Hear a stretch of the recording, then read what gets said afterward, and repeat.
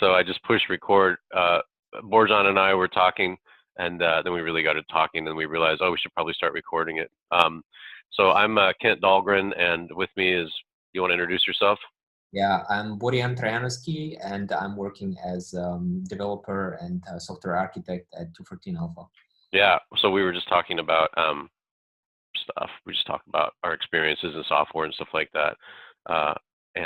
You know, you're at home and I'm at home, and this is the 214 corporate office. What you see behind me is our strategic plan and a couple of bikes. And I just moved. You probably know this, Borjan, but we just moved from Portland to Austin. And and it's funny about when you do these video conferences, you sort of see and you're like, oh, that must be the office. Also known as the laundry room. There's the washing, there's the dryer, and sometimes it gets pretty loud in here. And then over here in Austin, the houses don't have basements and they don't have attics, so I've got all of our storage boxes over here, you know, yearbooks and old kids' clothes and stuff like that. I gotta tell you though, it's funny. See that bike, the smaller bike of the two? I got the Bianchi, but then there's the other one here. I don't know if I told you this story. So there's a guy who used to live across the street from me in Portland, and he moved to Austin like a year ago, and he left that bike on the curb. So I rescued it, and then I fixed it. So I fixed it, I put a seat on it, fixed the tires, kind of tuned it, whatever, and then brought it here. Of course, he doesn't know I moved to Austin, right? So I doxed him. I figured out his address, and I'm gonna go lock this thing outside his house. I'm just sort of waiting for him to come out and be like, what the hell? Where'd that bike come from, right? But anyway, yeah, you see a table I resurrected. It's a nice mahogany one. So anyway, yeah, we were just talking about our software and our respective experiences.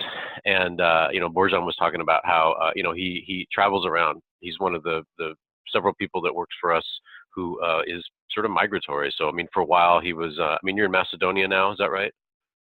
Currently, I'm in Serbia, but yes, that's true. Like I'm quite traveling around. Right. I mean, you were in India for a bit, and you know, and I used to do a bit of that. I would go back and forth to Bangalore and you know Penang and that sort of thing. But Borjan was talking about, you know, essentially being part of a migratory community, if you will, that ends up being located in a geography and then being taken advantage of as a somebody who's mistaken for a tourist. So, right. Yeah, And I talked actually, about.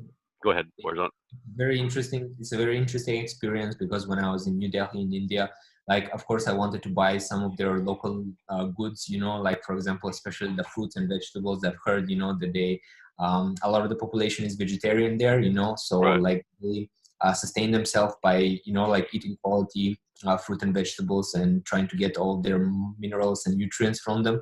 So I could find a lot of local sellers around the streets. And when I tried to basically purchase one, like there was this kind of barrier in between, you know, like because I couldn't speak the language very well, and their English was also like not the best, you know, and I felt this unease because like I was not sure about the price is not displayed, you know, so if you're trying to like haggle for it, or you know, it's a bit harsh because they know that you're a foreigner, that you're a tourist, you don't speak the local language, you probably don't Right. know the prices, you know. So I could feel, you know, even comparing to, you know, like my home country prices, that I don't know, like maybe I'm being ripped off. And even if I wasn't, you know, like it's still leaving you this kind of feeling that you don't know like what you're paying for, what you're getting, you know, like there is no stars or reviews related to the grapes or the fruits, you know, like the only way I could know if they're good or not is if I just like keep asking some of the local people there. But of course, because of the language barrier, like I can't really do that, you know, so I'm kind of stuck, you know, and the product that I want is just there, you know, like there is just this gap in between, and I'm really hoping that with our work here at 214 Alpha, we can really fill that gap.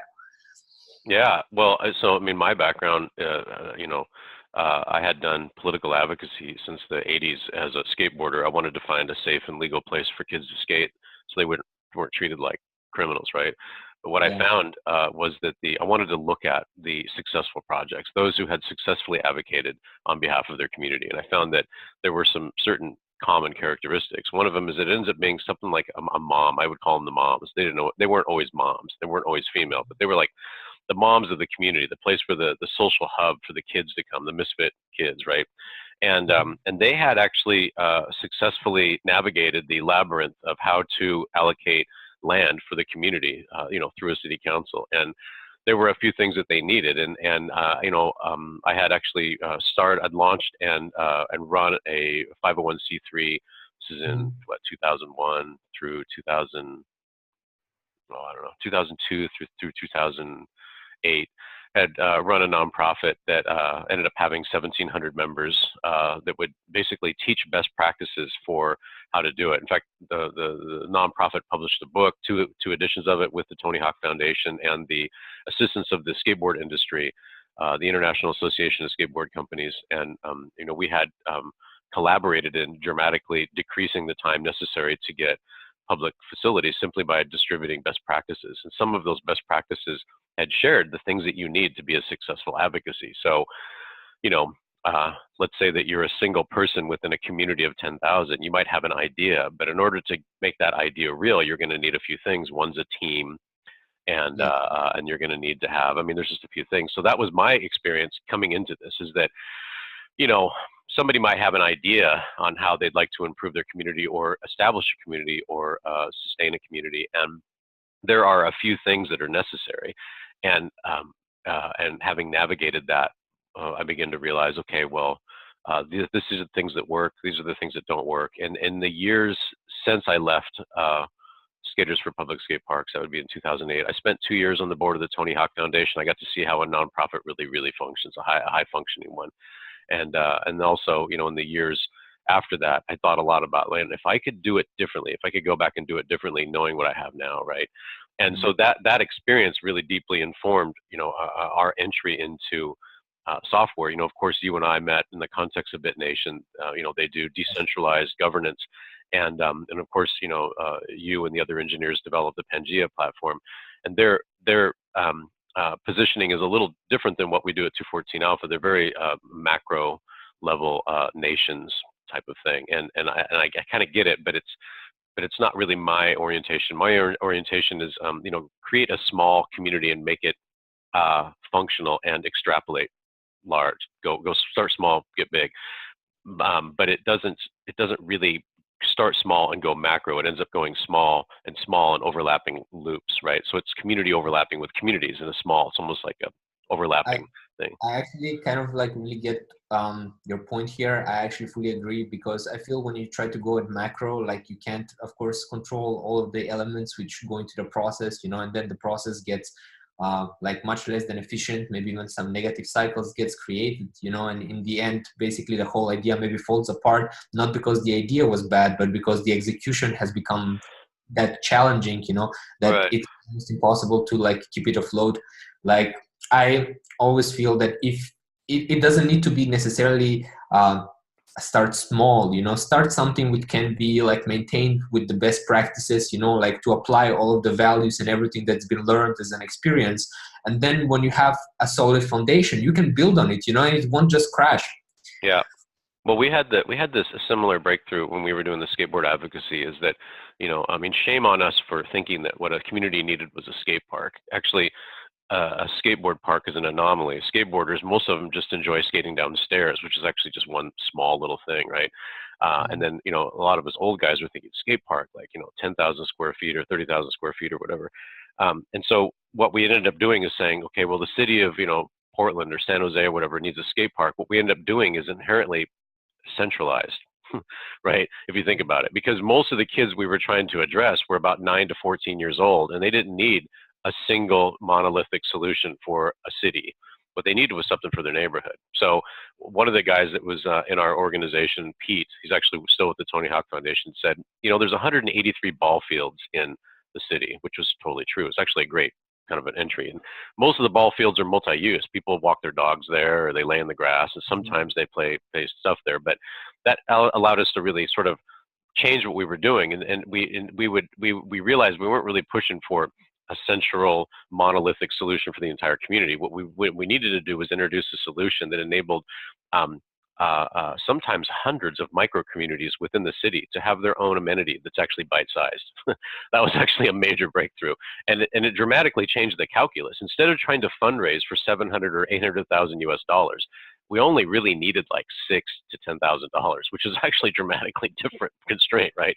And so, there was a guy, Brock Turner and Pete Whitley in Tacoma, had actually gone to the city and said, why don't you just let skateboarders skate in this park, and then we'll build the amenity and then we'll maintain it. It ends up being $6,000. They picked up granite from a funeral place, and then the kids did the concrete work. And when we were working on it, the local drug dealers called the police because they knew that we would be there all the time. They'd have to leave, right? So it's like that was funny. So while we were building, I was actually there with my sons, and the police showed up, and we actually had a letter from the deputy mayor. But anyway, the point being is that you can actually, if you change this, instead of trying to do a single monolithic thing that's imposing a solution on the entire community, you could actually do something bite sized. And so that's really what I want to do with 214 Alpha, is that there's already communities. There's already many micro communities within a municipality or a town or whatever, or within a country, as far as that goes. And if you do their needs really well, and it scales, it actually extrapolates quite nicely, right? So, you and I had talked about, what are the basic requirements for those sort of small, self-sustaining communities. Obviously, one of them is like, choose a realistic scope, right? Like, let's say that, you're really struggling with, the need to have just a few extra dollars so you can buy your kids things, right? The solution isn't necessarily this city needs solutions, right? Like the city council's already spinning their tires on how to do that one, right? Just do something small, right? And people already do that. They have farmers markets. Actually, that's a pretty cool solution. They'll have a farmers market where people can come and buy and sell from one another. But they also, there's the buy sell trade communities online where people will put together a distributed community that's actually fairly discreet for buy, sell, trade, kids clothing and stuff like that. And they'll sell them on Amazon or they'll sell them on eBay, that sort of thing. And then they coalesce because they want to create a fabric of trust to minimize fraud, which happens all the time, which is sad, right? But it happens all the time. And so, you've had experiences with this, right? You talked about some of the anecdotes from, India or other places like that, where, you are actually part of a cohesive micro community. But how do you assert who you are within the context of overlapping communities, right? And all they do is they look at you and say, he's a Westerner, he's probably a tourist, I'll charge, 2,000% of what I normally charge, right? Yeah, pretty unfair. Yeah. Like, I'm really hoping that the software can play a key role here. Like technology can nowadays can basically integrate in such a part that to provide like a digital identity, which you're able to kind of like carry it within you, and you can be identified in these communities. Like the more interesting thing is that like when they maybe like know who you are, with the addition maybe even of reputation, like you can kind of like carry these like good deeds and good traits that you've done, which is like increasing the actual trust and even increasing the likelihood of the transaction to be going through like well and to have like a positive experience. And just to say a few words like on what you mentioned about like the communities already existing and being able to achieve a lot, like even with the skate park, I actually have this kind of experience because in my hometown, like in Skopje, like the mountain in the time of my grandfather, like it was kind of like completely devoid of any trees. Like basically it was kind of like a naked mountain, and actually there was big action where people kind of like just go together, band together and organize to just go and plant trees. Like it's kind of like hard work, but everyone planting like a few trees or more, like you go on the weekends or maybe you go even on the weekdays. And then if you see the mountain right now, it's beautiful. Like there is like crazy. I love this story. Yeah, like this thing works. The communities are already there, and if you think about it, a lot of people just actually want to do good. They want to contribute. From my perspective, what feels is that this isolation, because we don't have the means to communicate very well in the context of what we are trying to do, like we have this overload of the information. You mentioned like maybe some of these marketplaces or even websites, I don't know, like Facebook Marketplace or eBay or whatever, like there's so much stuff and so much information there. You get distracted even by ads or even by things that you don't care about. So you can't focus on the task at hand. But if you have something like your own private community or, like your own local community even, like you can definitely achieve something which is really needed at that moment, maybe that doesn't have water. Like we're hearing on the news about some communities and towns, they don't even have clean water for drinking, I'm pretty sure if people could have, if technology would allow them to, like organize very well, they could solve this problem. Like it's a solvable problem. No, the problem is solvable. I mean, a lot of times because people are trying to solve the problem from the top down. Uh, Mm. are you familiar with the expression below the fold? It's like the solution doesn't bubble up to the extent that it lands above the fold. It's like those who are pursuing the problems are probably aware of the solution. They just don't. I mean, they have to make a decision about what they're going to focus on. So, uh, I mean, a lot of times the solution could just be done if the people did it themselves. And I know that people say, "Oh, he's an anarchist." Like, man, don't put me in a box. And what I'm just saying is that's just how it works. That works within the context of, I've worked in a lot of large companies, and I've got to the place frequently where I have a lot of things I have to do, and I have to choose if I'm going to do the urgent, high, medium, or low priority. And I end up being so busy that I can only do the urgent and high priority, and the other stuff just falls below. Well, what that means is I got too much on my plate. So, it's not an issue of anarchy or libertarianism to just say, look, I just need these things to be done by other people. Like that's just distributing tasks. And it means like really just empower the people to solve the problems themselves.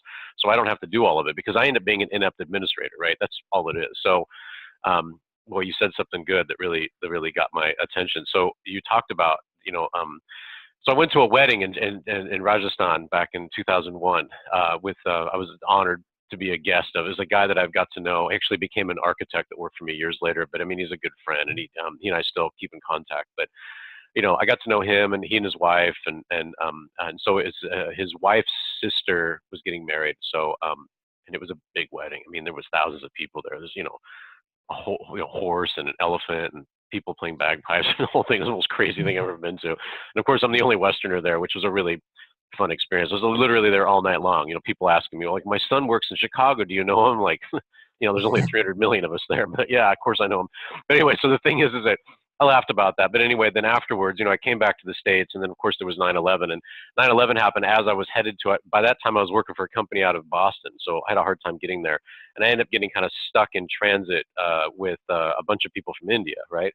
Well, anyway, this woman comes up to me, and she looks at me closely. She says, "I think you were at the wedding." I think you were at the wedding in April. And I was like, I was, right? And so it was an example of like, I mean, of course, then they just adopt me. I mean, there's like, 3 or 4 dozen of them in this like in transit travel thing. And anyway, I became part of their community. And the fact is I was already part of their community, and it was my identity, right? I was the only white guy in a wedding full of thousands of people, and they still they recognized me, right? But we can replicate some of that stuff digitally, right? We can, this is, from her perspective, that's a facet of my identity, and she might be able to identify it. She did. She's like, okay, I know who you are. I saw you in photos, and I remember you there. And then we do some back and forth, some challenge and response. Like, so who are you to that wedding? Oh, well, I'm Sunil's friend, and I'm, da da da, way back and forth. She's like, cool. So I want to introduce you to so and so. Then we end up having that basic thing, and now I'm no longer just this guy on the airplane. I'm actually part of the wedding party, extended family, right? And so that actually enriched my experience a great deal. And so these sorts of things happen all the time, and it doesn't necessarily need software, but software can help with that, right? I don't believe, I actually believe with conviction that technology does not deliver the solution. The solution is typically between people, but technology can facilitate it. So let's say that you go to India, and I mean, I had the same thing. I would go there and I'd want to buy beaties because I'm going to smoke with the engineers because I want to work through a problem, right? But I don't want to pay $3 for beaties that cost 3 cents to the locals, right? And I don't want to rip the guy off, but I don't want to create a situation where I completely dominate the market with US dollars. So, what I want to be able to do is to just basically, with a wink and a whatever, say, I'm actually, part of your inside community. I'll give you a small premium, but I'm not going to blow up your economy, right? And so you might be able to use software to do that. I mean, you can actually. Everybody carries these supercomputers in their pockets, so we could pull that off. So that's what we call digital identity, a way to, help communicate that you're part of a certain circle, a small discrete circle. And these circles exist. They're all over the place, right? Like, Definitely. Yeah. Definitely. But so we talk about the 7. I don't want to dominate the conversation, but you know how I get, blah blah blah. But the you get what we consider the 7 essential functions of a community. If you go back to what I said, I had studied these sort of micro cultures and what constitutes a successful advocacy as it grows to a sustaining level. And when we did the advocacy for the skate parks, we realized that there were certain phases that we had noticed. And so we, at the time, defined 5 phases, which we have since expanded to 7. But it's like, it begins with outrage. Like, Somebody's just like, you know what, enough. I'm sick of it. I'm sick of whatever. And then they decide that they're going to come up with a solution. That's the second one. That's the vision. I've got a vision. I got an idea. We could do this. But right now, they're just a single person with an idea. And that idea needs to achieve transcendence by infecting the minds of others, right? So that means you get into the third step, was this advocacy. I've got to be able to grow. I've got to be able to grow the idea. Well, in order for that to work, you not only have to infect the others, but you also got to be able to receive some ideas that modify the idea. Maybe other people have better ideas than you do, right? So that's the first three. Outrage. Boom, I'm upset, right? To collaborate on it, yeah. Without a doubt, yeah. I mean, first it's like, I'm upset, and most people are like, I'm outraged, but they don't. It's impotent outrage, which drives me crazy, right? I'm like sick of hearing about politics, for Christ's sake. Just get on with it, right? And the second one is a vision. What are you going to do about it? Just define your circle and define your problem and your solution area. Advocacy, right? You got to get the thing at collaboration. It's got to be meaningful collaboration. That's the first three. And you're not going to be able to do a thing unless you get the first three. And once you get that, actually, you could actually do some fundraising. But if you've skipped those first three steps, you ain't going to get any fundraising. There's no way about it, right? You're going to be one of the literally billions of people that are outraged and have an idea. But, I mean, you have no basis of getting any funding, right? So, but anyway, you do those first three, then you get funding. And from there, you can actually construct, right? You can actually build it. And there's a whole art to that because you don't just get to build. You don't know what it's going to take until you start building it. And nobody knows how long it will take to build something that's never been built. I mean, I can just tell you that. I've been doing software management. Sorry? Good examples here, like from a developer point of view and seeing somehow how technology has, like evolved to this point. Right. I'm sure you've heard of like Kickstarter and Indiegogo, like those are actually like really interesting ideas where, like you have a product or something that needs to be done or a pain that needs to be addressed of the customer, and the product either doesn't exist or doesn't exist to the quality that's required to apply to the situation. So what happens there? People just like pull in their resources, pull in their support, and like they try to make this idea happen. Like it's an already, it's not reinventing the wheel. Like things have been functioning like this for a long time. And through, let's say, Kickstarter and Indiegogo, people are able to do this. But what happens? The website takes like a large cut or a large fee. Right. The money doesn't stay in the community. It goes to someplace else. Hey, like these people who are trying to help each other and like create this product, they care about each other. They are someone's neighbors, someone's mothers, fathers, brothers, sisters. Like ideally, if they could help each other, they would love that because their community would thrive. So essentially, if you imagine how so many projects, so many services even got funded through the Kickstarter, just imagine it happening into your local community without the website artificially putting some projects on top of others. Why should it be like that? Why should a person pay to promote his project or, I don't know, like put it on the top of the listing? Because if your project is not listed, if your project is not visible, it's not going to get the necessary support it deserves. So if you just put it in the context of your community, hey, these are the things that we want to do. We want to fix the fence. We want to build the skate park, and if you could see those issues on the top of the list, the community could mobilize, could support each other and get them happen. Like it's that simple. It's not rocket science. Oh, you're on fire. That's totally true. So this is the thing I learned doing political advocacy and in industry, because I've worked in industry for a long time. The good news is the money's there. The bad news is it's going to get spent elsewhere, right? So, your job is to figure out how to convince people that your idea and your vision and your plan is worth more than what they're already going to spend it on, right? It's actually pretty straightforward. So, yeah, I mean, you're totally correct. And you did hit on something that's pretty important, which we're going to get back to in a second. We're using existing systems to solve the problem, and each one of them takes a cut, and that money never comes back to your community. That annoys me. I can feel people in my pocket and I don't like it. It makes me cranky. So we talked about like, there's like what we consider a 7-step process in the adoption, the acquisition of a successful community. And it's actually something that we're documenting and giving away for free. The early versions of that content are in my blog, but we're also finding others that would add content. One of them is a woman named Helen who has really great ideas on how to put together some great education she provides on how to, put together a sustaining community, which is, is brilliant. She's brilliant without a doubt. But anyway, I talked about, there's outrage, which is where everybody is. Like, I'm outraged, right? And then some people have some solution ideas, but they're just a single person with a solution, and it's just impotent outrage, right?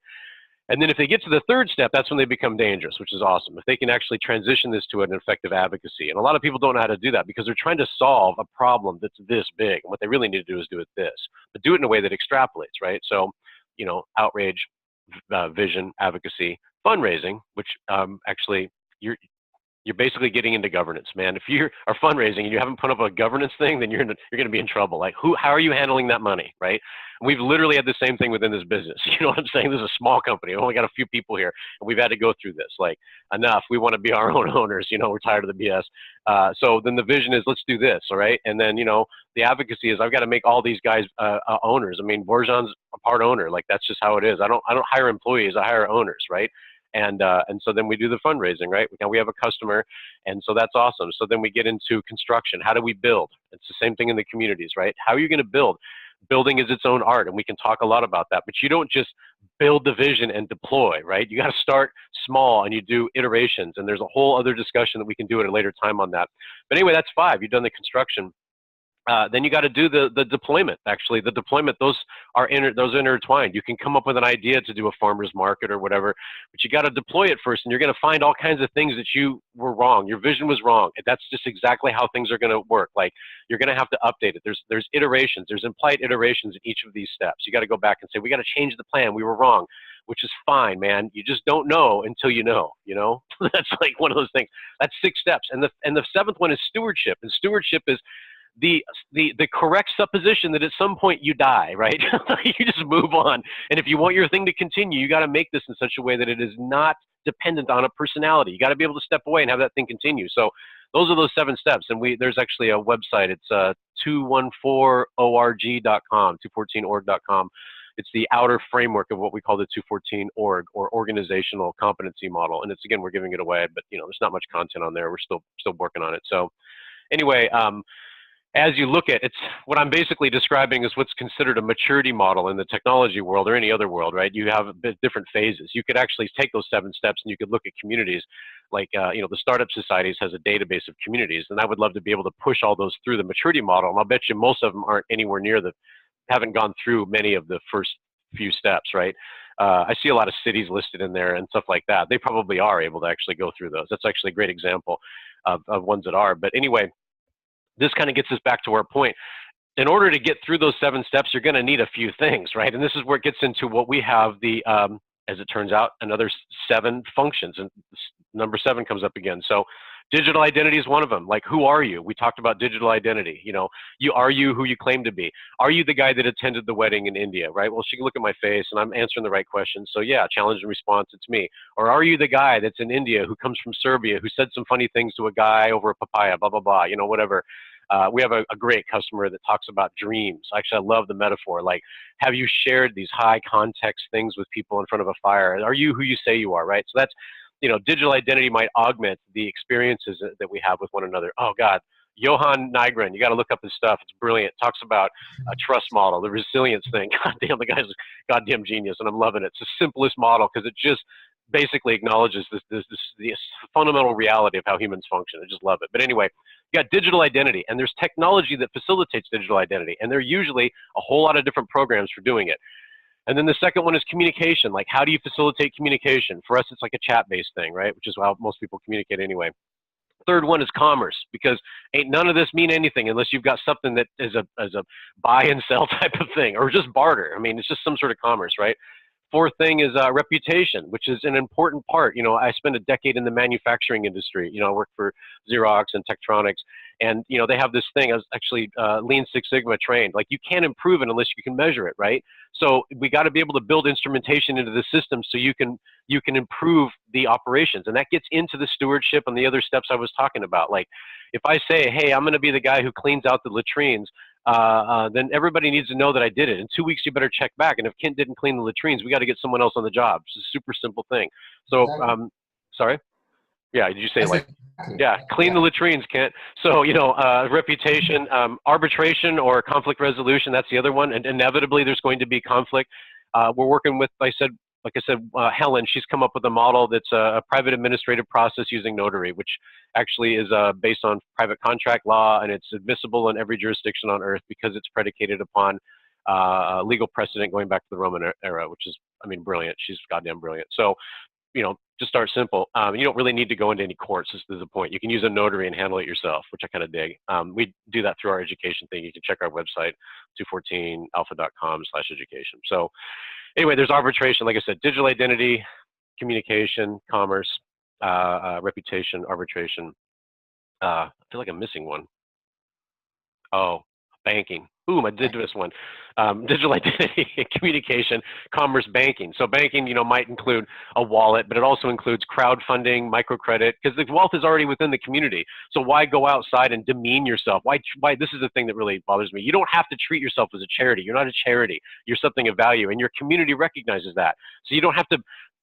I've probably never set up a nonprofit again because I hate the demeaning nature of it. What we're doing is bringing value to the community and we're self-sufficient. I don't want to grovel for a charity status. Like, I can't stand it. So, you could actually go to your community and rattle the can. People can decide to give you a few bucks instead of paying $4 for a cup of coffee, and boom, before you know it, you got the money to do it, right? So, digital identity, communication, commerce, banking, reputation, arbitration, and then governance. Now, governance in the context of what we're talking about isn't a software replication of the Knesset or whatever else, right? Because it's unnecessary. Like, if you're talking about 16 people who oversee the farmers market every 2 weeks, they don't need a software replication of the Knesset, right?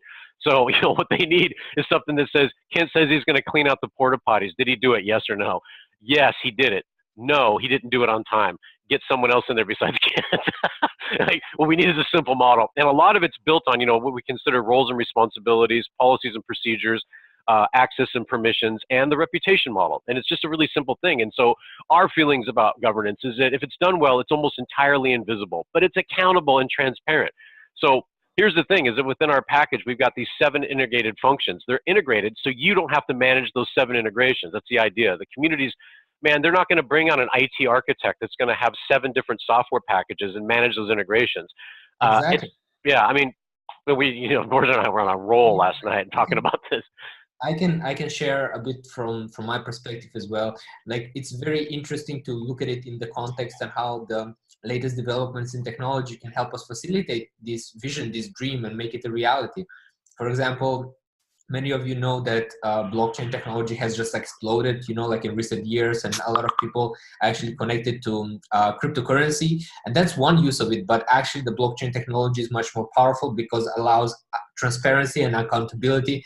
So exactly what Kent was talking about, like this governance or reputation model, like it can, the blockchain technology plays an integral part in it because it's like accountability built in, it's transparency built in. You can definitely see if Kent or did not like clean them. You can even see when he did it and how he did it. And there is another word here, immutability, which means that, hey, Kent can cheat.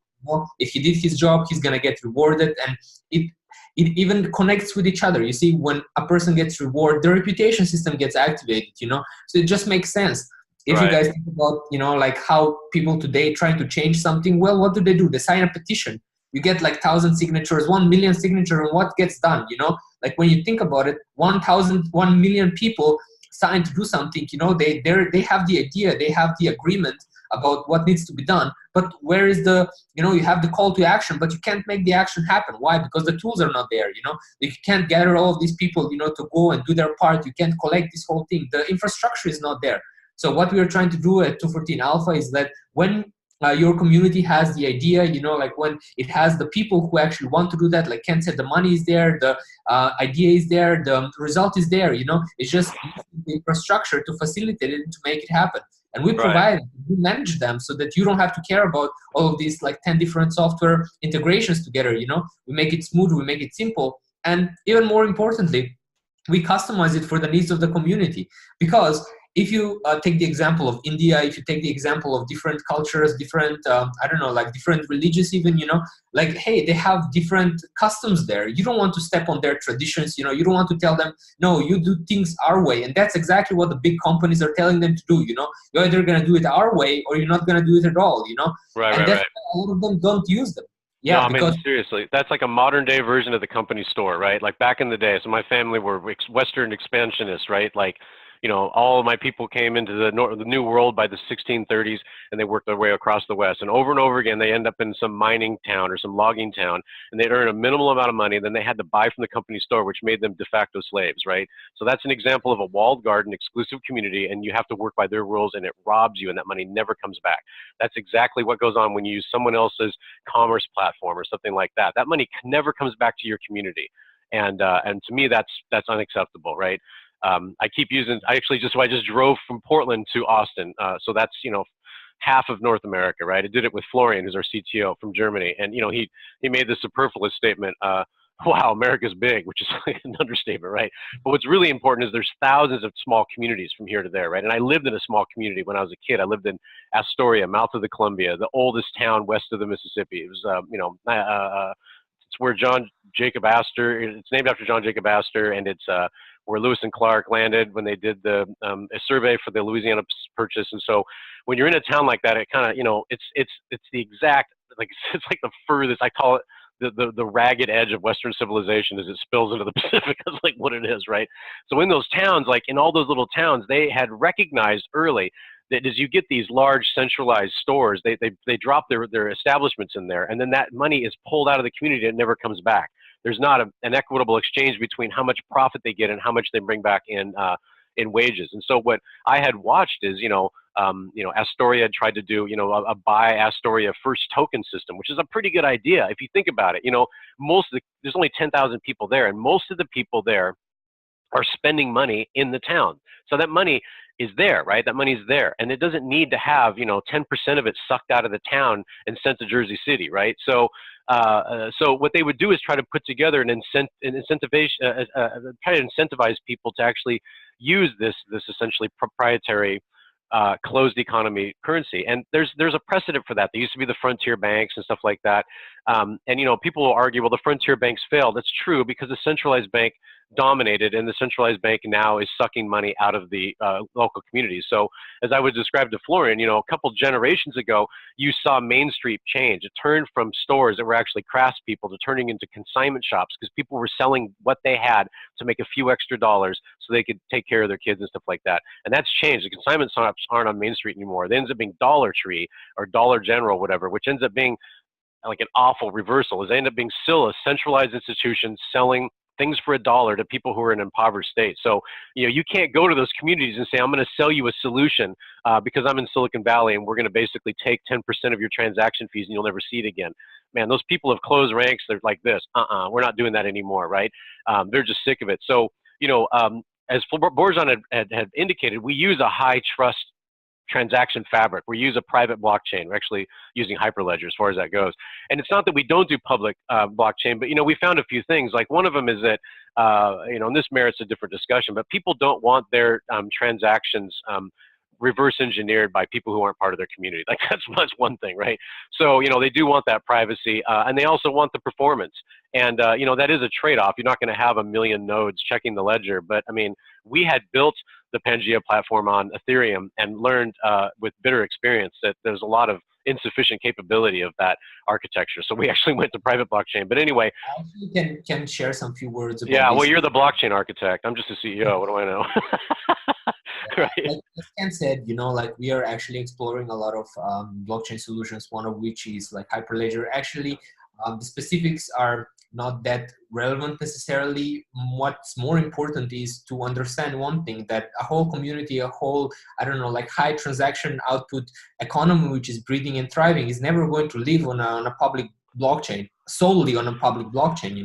They're still useful for ensuring, global trust and everything. So they can be used in part for some aspects of the system, but as Kent said, the transaction, you want privacy, within your community. You don't want like the other city to be able to know who spends the money where, and how, it creates unfair advantage, and it also introduces the possibility for bad actors. Essentially, all of this is already happening, people are exchanging their goods and services between themselves. If you think about a neighbor, making a deal with his other neighbor, but technology can just help spread this, a bit further, even if you don't know the neighbor, but he lives across the street, you can freely trade with him because you're both part of the same community. You can check his identity, his reputation, you can even make more friends through this because, hey, when the transactions are there, people a lot of time try to do good, it's just this gap is what's preventing them. And if technology is actually able to bridge this gap,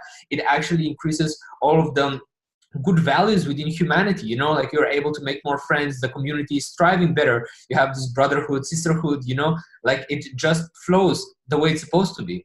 Right. Yeah, I mean, I just moved here a few weeks ago, and I don't know anybody in the neighborhood, and so nobody here knows the social equity that I had built up in Portland. I'm a handy guy. I know how to work on cars, and I like doing I like to do home repair. I like doing hard work, actually, hard physical work. So I signed up on Nextdoor, which is actually a pretty good example of a site that facilitates relationships within a local area. It's actually, you got to be able to verify that you live in a house and all that other stuff. And then I just, introduced my family, and then I said, I'm looking for side projects, right? So I helped a woman take stuff to the dump after her husband died, and that was cool. Actually, we got a chance to talk. And there's a guy named Leonard who's a fellow veteran, and he has an old Ford van that I'm going to work on because I used to be an auto mechanic.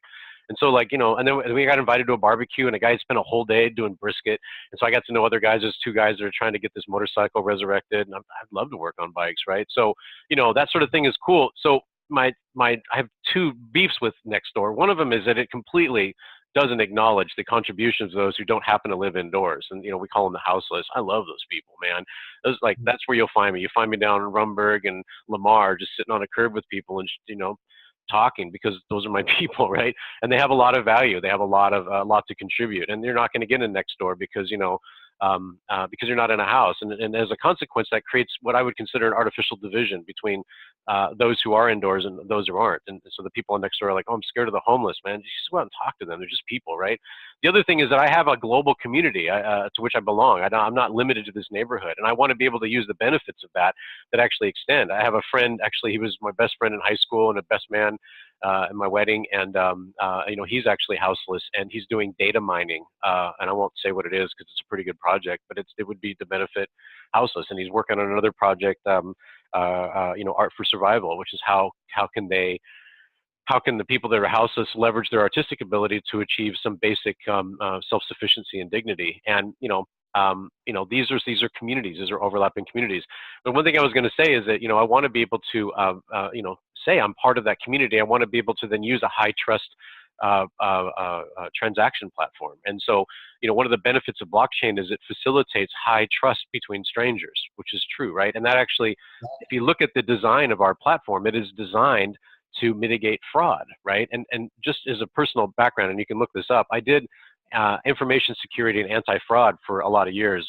In my most recent assignment, I worked for a company called iOvation that actively monitors almost 4 billion devices every day. So, if you're doing anything e-commerce related, which includes, people that are in the gambling industry, that'll definitely get their attention, because iOvation's a real pain in their ass, because, they do a great job of identifying fraud behaviors. And I was responsible for device fingerprinting and some of the fraud algorithms. And it would be, essentially a way to identify fraud behaviors within milliseconds. And this is across a vast transaction volume. And so a lot of the things that I have learned between information security, anti-hacker and trying to mitigate internal theft and fraud and all that other stuff is built into the platform we've got. What you do to use that high trust message platform is you pay for it, because this is what you do when you use Facebook Marketplace or anything else like that. Like, not so much Facebook Marketplace, you do, because they basically sell your personal information for advertising purposes. But if you're using, Amazon or eBay or something like that, that money is spent and then it never comes back to your community. So here's the thing, that this is one thing that we're different, right, is that we manage all those integrations so you don't have to. So all you have to do is focus on your community, right? So if you're, a small town in the middle of New Mexico, and you're like, enough, we're sick of taking that money out. What we want to do is we're going to draw this circle. This is our community. We're going to buy this town first, right? Like, do this first. We'll do that. And in fact, you get to put your face on the product. So it looks like you built the product. We private label. So whatever the name of your community is, or the name of your town, it just looks like you built the thing, right? And then we just become the provider. And we integrate all of that stuff, so you don't have to. And it's, mobile app. You don't have to run any IT infrastructure. That's another benefit. You don't need any computer guys. We do all that. But here's the biggest thing. I think the most important thing is that those transaction fees, a pretty healthy chunk of that is shared back with the community. And it's done in such a way that the platform itself becomes a profit center. So that might be a little bit much for some people. That's hard for them to get their head around. eBay is a profitable company. So when you use eBay, you're auctioning your high value stuff to other people, and then you're paying eBay for the use of that platform, right? you never see that money again. Your community could technically use that same ability. You could technically set up your own town or regional or vegan, man, it doesn't matter what your community is. You could set up your own version of an eBay capability, but that money comes back to the community. So you end up getting that community. And so within your governance model, you might choose to use that money to add greater benefit to the community. Whatever you want. Sorry? Yeah, I would say to build a bridge or whatever you need. Right. Yeah. Well, here's the thing. The reason that we split some of that with you is that now we have a financial best interest for you to diversify your economy, if you think about it, right? Because it becomes part of our financial portfolio as 214. So what we have as customer services look a lot more like business analysts. So as we work with the community, and you can actually, the conversations we're having with our customer seed now is actually one of those things, is that a lot of our conversations are actually high fidelity conversations that fall in the context of business analyst work that like IBM would charge tons of money for, right? But what I'm doing is giving my expertise away because it's actually in our financial best interest for them to become successful. And in that context, they're not trying to be a profitable entity. They're trying to do is to help. These communities have valuable wisdom, and for seed, the communities have valuable wisdom in the stewardship of the land, and they want to be able to make that successful. And it might turn into something that turns into a financial success, but that's definitely not their primary interest. But we still, that's in alignment with our values, right? And this applies in America, right? Like, so I come from the West Coast. It's definitely an earthquake type of thing. There's this overdue earthquake for Oregon. It's like 80 years or so, 80, 100 years overdue, and it's usually devastating, happens about every 300 years. So it's sort of this, the Cascadia subduction zone sort of nightmare scenario. And so the people that are in their big houses and are freaked out about the homeless might be surprised to learn that the homeless are actually pretty smart about how to turn plants into food so you don't starve to death, right? So that's a great example of what could be a pretty good collaboration. And you could find a middle ground there by putting together seed banks and urban forestry stewardships or whatever that actually could close that gap. And you could there's a lot of really great applications of this sort of thing. We're finding some interest within the indigenous community as well. I mean, they have a wealth of ideas, but the point is that in order to use the platform, you're going to have to spend something on it. And there's a pragmatic reason to do that too. If you make transactions free, people will overload the system and completely crash it. That's like the distributed denial of service, for example. That's when you hear DDoS, that's what they're doing. They get to run 1 million transactions. It costs them nothing. With blockchain, you got to spend money to get a transaction, and it basically takes out the financial incentive for someone to try to bring the system to its knees. Because, I mean, unless you can pay me, that's great. You're going to pay us a ton of money to run that transaction. You just generate a bunch of revenue that goes to the community. So congratulations on your donations, right? That's basically how it plays out. So, so this is the really cool thing, is that you get a private label pre-integrated package, so you don't have to manage those integrations. You don't have to bring an IT guy on board. And I would argue that a community that is already kind of established, they already have their IT guy. There's already a guy that's saying, person who's doing, okay, well, we've got the Google Docs share, and we're using Telegram, and we're doing this and this and this. They're already using a bunch of different packages, right? But the Telegram channel has 200 people in there, and there's one guy who posts 60 things a day, it's just like all that stuff, right? So we put all that within a single package. It's got your name on it, not ours, so you look like you did it. You get the transaction-based revenue, which turns into a profit center. And then our support team actually helps you diversify that. So you get a low variability, a highly diversified economy that you can use for job creation, which, if it sounds like self-governance, it's exactly what it is. It's like literally what it is. And it works for, private entities, or it works with public entities. It doesn't matter to us. I would just like to see a lot less fraud and a lot more, self-sufficiency, creating solutions from the bottom that extrapolate upwards. That's sort of my vision on this thing. And it has a transparent and accountable quality to the architecture. Like one of the architects, Andrew, wrote me and says, I want to see our finances. And I said, sure. I mean, you're part owner, right? Right? That's just how we roll. But that's, going to happen if you're going to put together a community. At some point, someone's going to say, what are we doing with our money? And you got to be able to answer that question. You can't BS them, right? They're part of the deal. And if you take ownership away, then you create essentially a centralized entity. And we know how those work. So anyway, sorry, I go on a rant. Borjan knows I go on a rant about this. I just love this topic. So actually gets me really excited.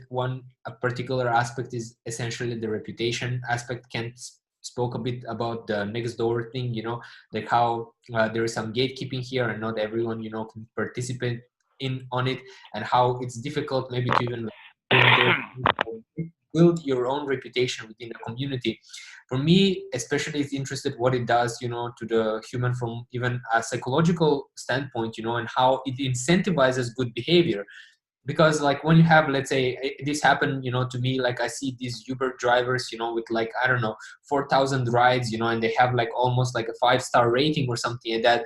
At a certain point, it becomes, that rating becomes so important to the person, like they are de-incentivized to, like do whatever deviant behavior or to hurt their client, or to do some bad thing. And I think it's an awesome positive cycle, because it creates, it incentivizes for the people to be good, like, hey, take care of your reputation, take care of your people, take care of your neighbors, you're gonna get like, like rewarded, not just, monetary, but with support, like with care. And yeah, like I'm really excited about this, because like through the communities, like these interactions, they happen every day, but they're not being appreciated, like, it only all of the interaction between me and Kent are only stays between me and Kent, unless we share it with you. What if you like you could see what's happening with your community? Hey, who I don't know, planted this tree, or who did this good deed? That's an awesome experience, an awesome improvement. And I think a lot more friendships are gonna get forged, a lot more things are gonna get done. Without a doubt. So like I said, I worked in manufacturing for a decade, and when we would work on a project like a copy machine, you look at a copy machine, it actually takes thousands of people to participate in that, and it's not thousands of people in one flat organization. It ends up being a lot of little groups, 3 here, 5 here, 7 here, whatever. And in the context of software, and I mean frequently even hardware development, you end up having what the software world calls scrums, just small teams, 3 to 5 to 7.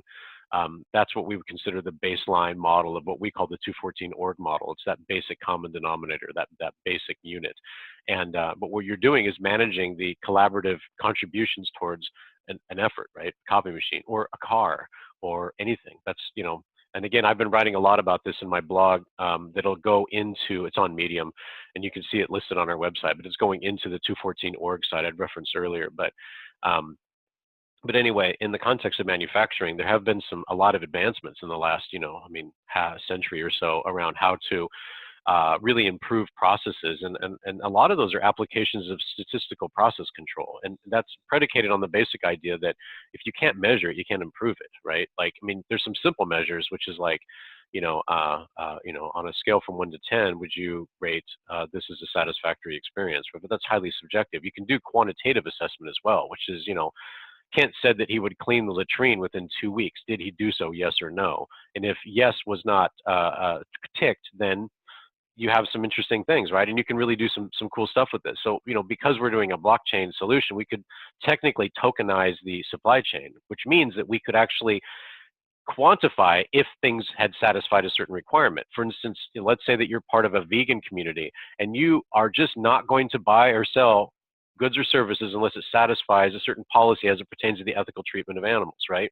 And if you could tokenize the supply chain, you could just know with satisfaction that people weren't mucking with the system, right? So that's some of those measures, like quantitative measures. Anyway, I was actually originally hired to design the reputation economy for BitNation, and they had a pretty interesting approach in that they wanted to create a monetizable reputation, which actually addressed a really interesting dimension on fraud, right?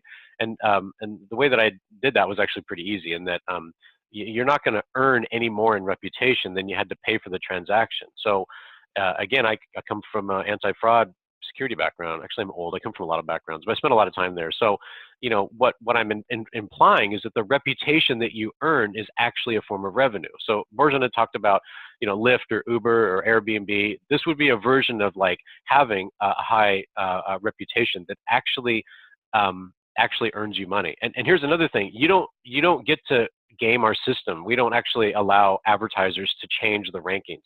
The only way to elevate your ranking in the listing is through reputation. So we are making a decision as a company to not accept advertising revenue in the gaming of the system. You have to actually earn the reputation. It's a meritocracy. So in order to do that, you're going to have to perform. And in order to do that, you have to do your reputation. So it's a multi-dimensional reputation that actually generates revenue, but it also elevates your ranking. So if you create a reputation that generates revenue, there's a lot of really cool applications of that. Like if you're in a manufacturing environment, you could technically instrument the operations you have between different groups, and you could create a financial incentive for organizational units to improve their performance. I know that sounds pretty esoteric who don't come from that area, but that's a pretty sophisticated solution. That's a cool thing. I'm Lean Six Sigma trained, which is one of the manufacturing best practices that are used. And so, again, it's a collection of statistical process controls, but a lot of those are built into our reputation economy, which is a multidimensional thing. It's a mix between subjective and objective assessments that actually contribute towards the reputation. When it comes to this reputation, like if you look at it from even like a user point of view, like users are members of a lot of, I don't know, website, like you mentioned something like eBay. There are some freelancers, there are some desk, and I don't know, like even Lyft or Airbnb, all of these kind of different apps, and all of these apps have their own, like 5 stars or reputation, Right. like. But when you take a look at them, all of these services are kind of like their own closed companies or something. So you can't easily show or share this reputation with the other people. Like what? You're not Right. gonna take 10 links and send them, hey, this is who I am. I have all of this reputation, all of this. It just doesn't feel smooth, like it doesn't flow. Right. Even more so, maybe on a lot of those pages you need to log in and they don't know your login, so your public needs to be your profile must be public in order for them to do that, and it just doesn't flow.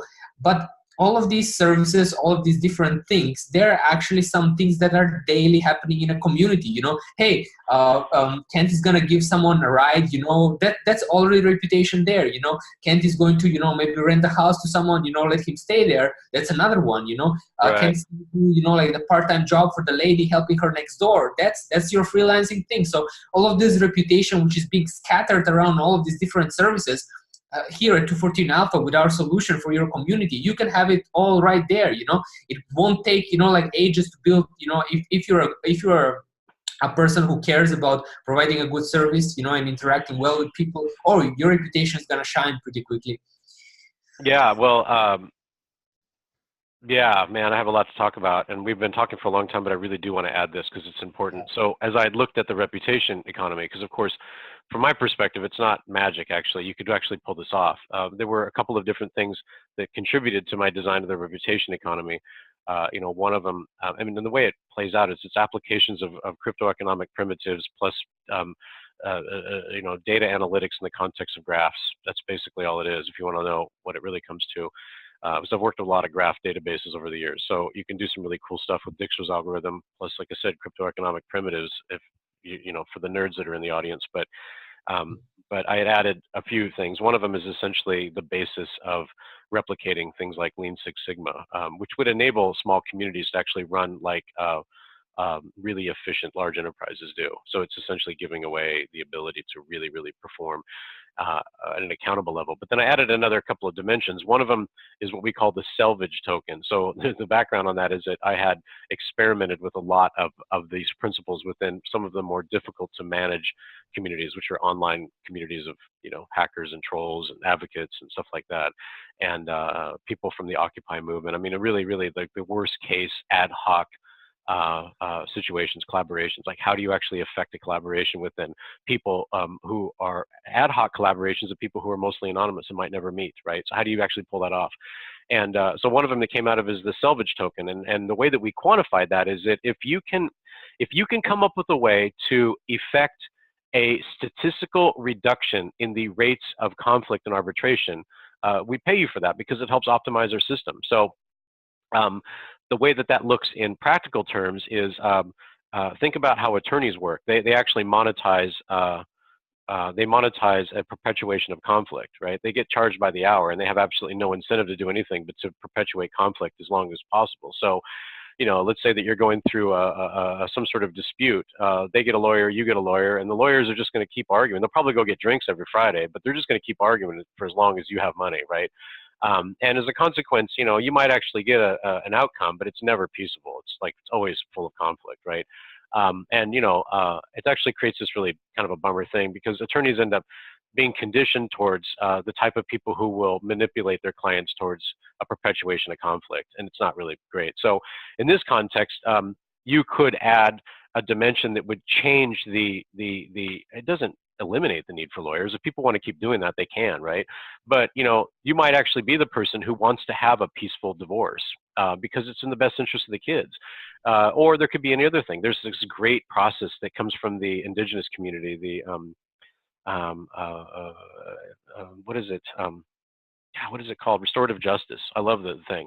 Is that you get the thief and the victim to sit down and just talk in really open terms about the implications, like what happened, like what happened when my car was stolen. Well, I wasn't able to go to work for a week, right? And then the perpetrator gets to do it, whatever. Anyway, the rates of recidivism actually goes down. It's actually cost effective, and it actually does a pretty effective job. So that would be a great example of a program that would be highly competitive in the context of the salvage token. So, people could continue to monetize conflict because people want that stuff. But, for those who don't, it actually changes the competitive model, but it also creates a stream of revenue that is not really accounted for in our existing economic system. Is that you could technically get a salvage-based crypto revenue within this economy, and it would actually elevate your competitiveness. So let's say that you wander into a community with your restorative justice wisdom, and you would just knock them dead because you're bringing a lot of effective resolution in a peaceable manner.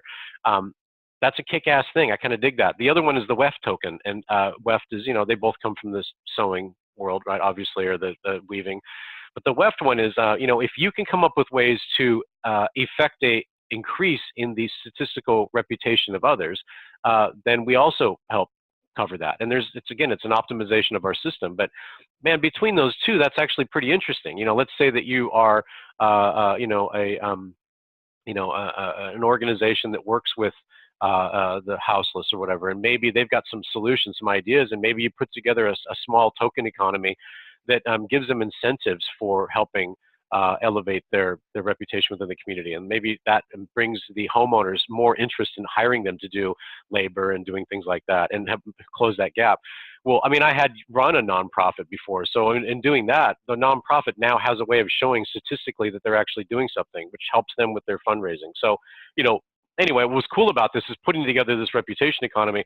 As we started talking to indigenous communities, they said, that's our values. Those are our cultural values. Like you just codified our cultural values, which enables us to create a self-sustaining financial economy without having to adopt your Western economy values, which is great. I mean, they could continue doing capitalism if they want. I have nothing against capitalism.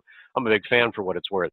I would just say that it's insufficiently optimized, right? So all I'm saying is that you could replicate capitalism as we know it within the context of a closed economy and then enable an optimization for those who opt into it. It's not something, this is my beef with universal basic income, is that if you impose it as a tax, not everybody's interested in it. But if something like this, you could replicate the functional benefits of UBI without it being imposed as a tax. It would just incentivize people to be creative about coming up with solutions. If the community doesn't want to come up with solutions, that's their thing, right? It's all voluntary. So in that context, the solution satisfies the non-aggression principle.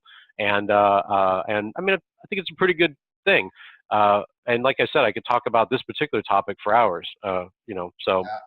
I would say from my perspective, it's pretty similar. I just like to call it like these positive cycles, well, where the good values that people hold, get integrated with the positive transactions and everything. And it just like functions like, like people love helping each other, like every one of us is going to need help at some time. We like getting the good, good food, good service, everything, like, and it's all there. It's all maybe next door, we just like don't know it because like, there is no other reputation, there is no way to interact with that or get in touch with these people or even facilitate the trade between each other directly without some third party, I don't know, like website that no one is able to like know or use or need to sign up to all of that. So I feel we at 214 Alpha really trying to make this process easy and smooth for the people who are even not that technical. They are only able to, they will be able to use an app which is simple and easy to use for their community, and it's gonna be the people that you already know and maybe some that you don't, but who also have been part in your community. It's your neighbors, it's your, your friends, so yeah, I'm pretty excited about like making this happen into a reality and creating this positive cycle so that everyone can even keep and improve their values and their communities can thrive. Yeah, man, without a doubt. Yeah, I mean, obviously we can talk about this a lot because we do, and we're pretty passionate about it. And the way Yeah. this works is just contact us, and you'll find that most of what we talk about is not technical. Like, I mean, honestly, the first press question you'll get from me, I'll just go through those 7 phases. Just like, you sound outraged, but what's your vision, right?